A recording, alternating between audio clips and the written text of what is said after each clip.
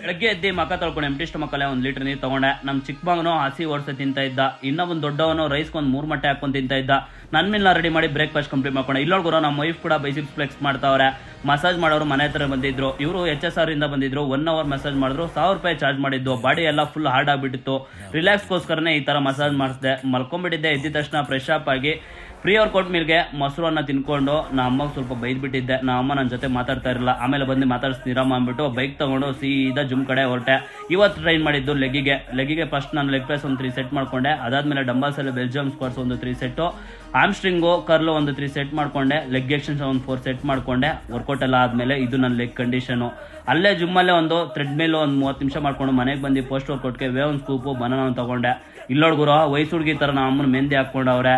ಸರಿ ಹಾಕೋಮ್ಮ ಅಂತ ಹೇಳ್ಬಿಟ್ಟು ನಾನು ಸ್ಟೆಪ್ಸ್ ಕಂಪ್ಲೀಟ್ ಮಾಡಿಕೊಂಡು ಮನೆಗೆ ಬಂದು ಲಾಸ್ಟ್ ಮೀಲ್ನ ತಿಂದು ಮಲ್ಗೋಕೋದೆ. ಇವತ್ತು ಇಷ್ಟೇ, ನಾಳೆ ಸಿಗ್ತೀನಿ. ಫಾಲೋ ಮಾಡ್ಕೊಂಡು ಸಪೋರ್ಟ್ ಮಾಡಿ.